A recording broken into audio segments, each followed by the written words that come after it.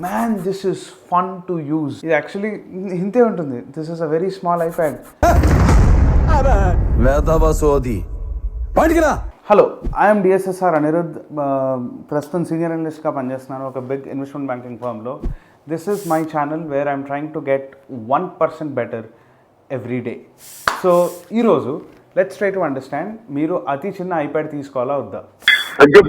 నేను ఇంటర్ నుంచి ఐప్యాడ్ వాడుతున్నాను. తినేటప్పుడు, స్క్రిప్ట్స్ రాయడానికి, చదవడానికి, సినిమాలు చూడడానికి.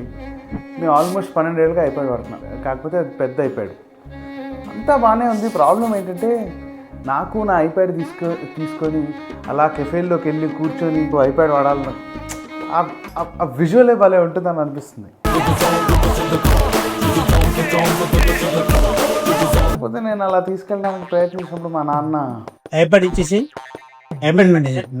నేను ఇప్పుడే కెఫేకి వెళ్ళొస్తా, ఐప్యాడ్ పెట్టి ఇక్కడ ఐప్యాడ్ ఇచ్చి అంటే అది రే రామ్ యాక్చువల్లీ ఇంతే ఉంటుంది. This is very small iPad. IPad అన్నది is like a treadmill to our mind. మన క్రియేటివిటీకి, రీడింగ్కి ఒక బూస్ట్ ఇస్తుంది.